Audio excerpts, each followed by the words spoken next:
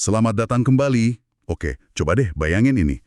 Saat kita dengar ada gempa, apa sih yang biasanya kepikiran soal bantuan dari organisasi keagamaan? Mungkin dapur umum ya, atau posko yang bagi-bagi sembako sama pakaian bekas. Itu semua penting tentu. Tapi seringnya kan terkesan spontan, reaktif gitu. Nah, hari ini kita bakal bongkar sebuah cerita yang sama sekali beda. Kita di sini udah pegang setumpuk dokumen, mulai dari panduan teologis yang usianya seabad, terus ada kerangka manajemen modern, sampai catatan pemikiran para tokoh Muhammadiyah. Tujuan kita mau bedah, gimana sih mereka bisa bangun sebuah mesin respons bencana yang sistematis dan profesional banget? Ini bukan lagi soal aksi amal biasa. Ini sistem yang akarnya ternyata datang dari penafsiran satu surat pendek di Al-Quran, yaitu surat Al-Ma'un. Kita akan telusuri gimana ide spiritual itu bisa jadi cetak biru aksi kemanusiaan. Tepat sekali. Misi kita hari ini bukan cuma lihat apa yang mereka kerjakan, tapi kita gali lebih dalam kenapa mereka melakukannya dengan cara seperti itu. Kita akan coba tarik benang merahnya. Dari gagasan KHA Ahmad Dahlan di awal abad ke-20, yang kemudian melahirkan lembaga sosial PKO, sampai akhirnya berevolusi jadi MDMC yang modern. Ini studi kasus yang menarik banget tentang gimana teologi bisa diterjemahkan jadi semacam SUP yang efektif di lapangan. Oke, mari kita mulai dari akarnya. Titik berangkat semuanya, seperti yang tertulis di sini adalah apa yang disebut teologi Al-Ma'un. Ini kan hasil perenungan KHA Ahmad Dahlan terhadap surat ke-107 dalam Al-Quran. Saya coba bayangin ya, di zaman itu awal 1900-an, ibadah ritual kayak sholat itu pasti dianggap puncak kesalehan.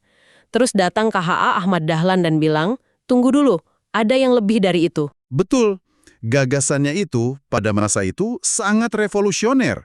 Intinya, iman yang sejati itu nggak bisa dipisahin dari aksi sosial. Tafsir Al-Ma'un versi KH Ahmad Dahlan ini secara radikal bilang, orang yang rajin sholat sekalipun bisa dicap pendusta agama kalau dia cuek sama anak yatim dan nggak mau nolong orang miskin. Wow. Jadi kesolehan ritual tanpa kesolehan sosial itu dianggap kosong gitu. Ibadah ke Tuhan harus kelihatan buktinya lewat ibadah ke sesama manusia. Itu pasti menggegerkan ya, mengatakan ibadah seseorang bisa jadi sia-sia kalau nggak ada dampak sosialnya. Nah, yang menarik gagasan ini nggak berhenti di podium pengajian aja kan? Benar sekali. Dan ini yang membedakan. Gagasannya nggak jadi wacana, tapi langsung jadi kerja nyata. Dari situlah lahir Majelis Penolong Kesengsaraan Umum atau PKO. PKO. Iya, di tahun 1920-an. Kita perlu kasih penekanan khusus di kata umum. Ejaan lama untuk umum. Oh iya, bukan penolong kesengsaraan Muhammadiyah, tapi umum. Ada kutipan legendaris dari KH Ahmad Dahlan yang terekam di dokumen sejarah mereka, bunyinya gini. Hajatnya PKO itu akan menolong kesengsaraan dengan memakai asas agama Islam dengan segala orang, tidak dengan membelah bangsa dan agamanya. Tidak dengan membelah bangsa dan agamanya. Wow, kalimat itu kuat sekali. Artinya sejak awal, DNA-nya udah inklusif, universal. Bantuannya bukan buat kelompok sendiri, tapi buat siapa aja yang sengsara, tanpa pandang bulu. Ini fondasi yang kokoh banget.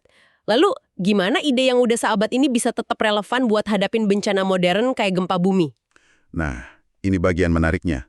Mereka nggak cuma ngandelin semangat warisan 100 tahun lalu. Mereka sadar semangat aja nggak cukup. Jadi, mereka melakukan sesuatu yang sangat sistematis. Merumuskan panduan teologis baru yang relevan, yang mereka sebut fikih kebencanaan. Fikih kebencanaan. Iya, ini bukan kitab fikih klasik, tapi produk pemikiran kontemporer yang disusun oleh majelis tarjih mereka. Saya baru sadar sekarang, pergeseran dari melihat bencana sebagai hukuman menjadi ujian itu bukan cuma permainan kata ya. Itu mengubah segalanya. Betul. Kalau kita anggap hukuman, sikap kita kan cenderung pasrah, fatalistik. Ya sudahlah, kita berdosa, ini azab. Tapi kalau ini ujian, kita justru dituntut buat belajar, berbenah, jadi lebih baik. Mentalnya jadi proaktif. Persis. Dokumen fikih kebencanaan itu melakukan pergeseran paradigma yang fundamental. Bencana nggak lagi dilihat semata-mata sebagai azab atau hukuman. Perspektifnya diubah jadi dua hal. Pertama, sebagai bala atau ujian untuk ningkatin kualitas diri. Kedua, yang lebih dalam lagi, bisa dilihat sebagai wujud rahmah, kasih sayang Tuhan, yang mencubit kita biar evaluasi diri, biar kita perbaiki cara kita kelola alam. Oke, jadi landasan teologis atau mengapanya udah jelas dan modern. Lalu kita masuk ke bagaimananya. Gimana semangat Al-Ma'un dan fikih bencana ini diorganisir di lapangan yang seringkali kan kacau banget. Bagaimananya ada pada sebuah lembaga yang merupakan, bisa dibilang, reinkarnasi modern dari semangat PKO. Namanya Muhammadiyah Disaster Management Center atau MDMC. MDMC? Iya, dirintis sejak 2007, pasca gempa besar di Jogja. MDMC inilah yang kemudian merancang sebuah sistem komando terpadu yang canggih, namanya One Muhammadiyah One Response, disingkat OMOR. One Muhammadiyah One Response. Kedengerannya kayak slogan militer ya. Apa artinya itu dalam praktek? Muhammadiyah itu kan punya ekosistem yang luar biasa besar. Ratusan rumah sakit, ribuan sekolah, adalah zismu, dan relawan terlatih. OMOR itu sistem yang memastikan saat gempa terjadi, semua aset ini nggak bergerak sendiri-sendiri. Oh, oke. Semuanya bergerak di bawah satu komando dari MDMC. Jadi dalam hitungan jam, bukan cuma tim SAR dari MDMC yang turun, Universitas Muhammadiyah terdekat bisa jadi pusat data, rumah sakitnya jadi rujukan utama, sekolahnya jadi posko pengungsian. Wow. Dan Lazismu udah siap dengan logistiknya. Itulah kekuatan OMO, sinergi yang terkoordinasi. Oke, sistem OMOR ini kedengerannya ideal banget di atas kertas. Satu komando, semua aset bergerak. Tapi kan kita tahu ya, di lapangan, saat bencana, situasinya kacau. Ego sektoral antar lembaga, bahkan di dalam satu organisasi, itu bisa jadi masalah. Pertanyaan yang sangat valid. Nah, dokumen manajemen bencana mereka itu menjelaskan, kunci dari OMOR adalah adanya struktur komando yang jelas dan diterima semua lini. Ada yang disebut klaster-klaster kesehatan, pendidikan, logistik, di mana setiap aset tahu persis perannya di bawah koordinator klaster. Dan semua lapor ke pos komando utama MDMC. Jadi ada latihannya juga. Tentu, friksi bisa terjadi, tapi karena sistemnya udah dilatihkan dan disimulasikan berulang kali saat nggak ada bencana, kebingungan dan ego sektoral itu bisa diminimalkan. Ini bukan lagi soal siapa paling hebat, tapi gimana orkestra ini bisa main bareng. Luar biasa. Jadi ada latihan dan simulasi rutin. Mari kita lihat gimana orkestra ini bermain dalam siklus bencana gempa yang sebenarnya. Dokumen fikih kebencanaan kan membaginya jadi beberapa tahap, bukan cuma saat kejadian kan? Betul. Respons mereka itu siklus penuh. Bisa kita bagi jadi 3 fase besar. Prabencana, saat bencana, dan pasca bencana. Oke. Fase pertama, prabencana. Ini mencakup mitigasi dan kesiapsiagaan. Di fase inilah mereka bekerja justru saat tidak ada bencana. MDMC secara aktif mengembangkan program kayak sekolah siaga bencana dan rumah sakit aman bencana. Saya penasaran, sekolah siaga bencana itu wujudnya seperti apa? Apa anak-anak cuma diajari lari ke lapangan kalau ada gempa? Jauh lebih dari itu, berdasarkan salah satu laporannya, di sebuah sekolah di daerah rawan gempa, mereka nggak cuma melatih jalur evakuasi, mereka membentuk tim siaga bencana dari siswa dan guru, melatih P3K, manajemen kepanikan, bahkan ngecek kekuatan struktur bangunan sekolah. Tujuannya membangun budaya aman, bukan sekedar respons sesaat. Dokumen fikih kebencanaan bahkan memberikan landasan teologis untuk ini. Merujuk pada surat An-Nisa ayat 9, yang pesannya agar kita tidak meninggalkan generasi yang lemah di belakang kita. Jadi kesiapsiagaan itu wujud tanggung jawab buat membangun generasi yang tangguh. Masuk akal.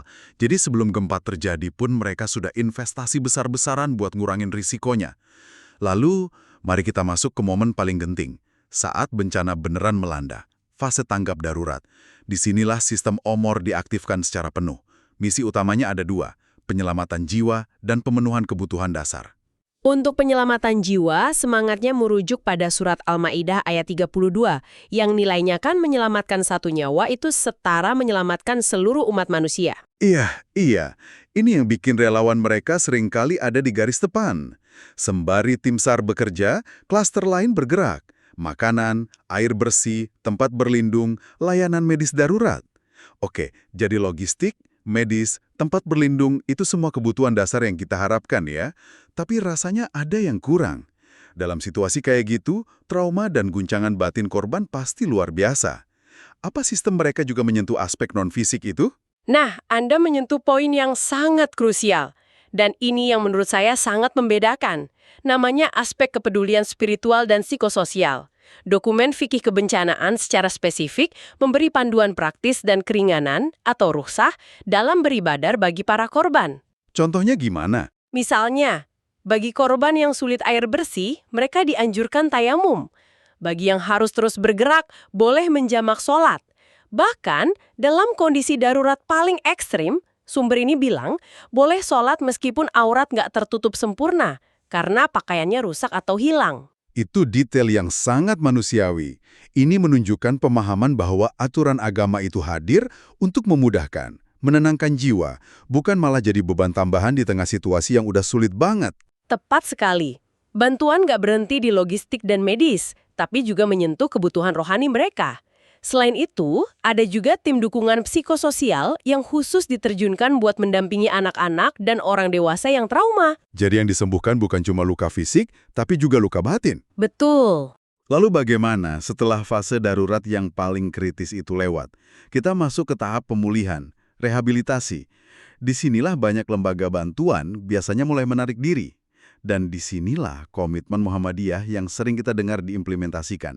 Menjadi yang pertama datang dan yang terakhir pulang. Nah, slogan itu.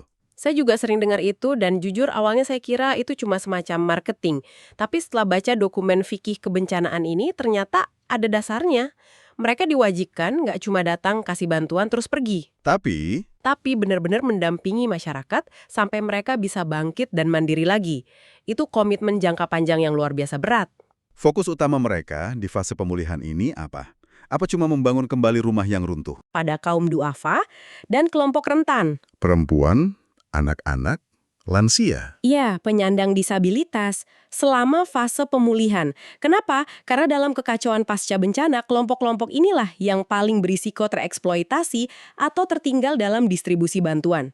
Tanpa keberpihakan yang sadar, bisa terjadi apa yang mereka sebut bencana di dalam bencana. Bencana di dalam bencana. Istilah yang kuat. Jadi pemulihan ini mencakup pemulihan sosial dan ekonomi juga, dengan fokus pada yang paling lemah. Ini seperti lingkaran yang kembali penuh ya. Betul. Kembali lagi ke semangat awal teologi Al-Maun yang berpihak pada kaum miskin dan terpinggirkan. Persis. Semangat Al-Maun itu jadi benang merah di setiap tahapannya. Dari mulai penyiapan komunitas, penyelamatan jiwa tanpa pandang bulu, sampai memastikan yang paling rentan nggak tertinggal. Semua terkoneksi.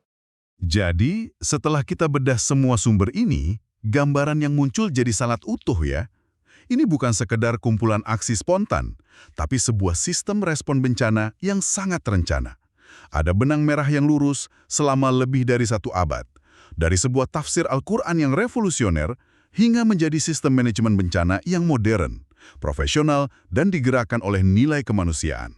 Ini benar-benar wujud nyata dari iman dalam tindakan. Benar. Dan ini membawa kita pada satu pertanyaan reflektif yang penting buat Anda pikirkan. Model yang kita lihat di sini kan menunjukkan gimana sebuah filosofi berbasis keyakinan bisa diterjemahkan jadi aksi kemanusiaan yang terstruktur, inklusif, dan profesional.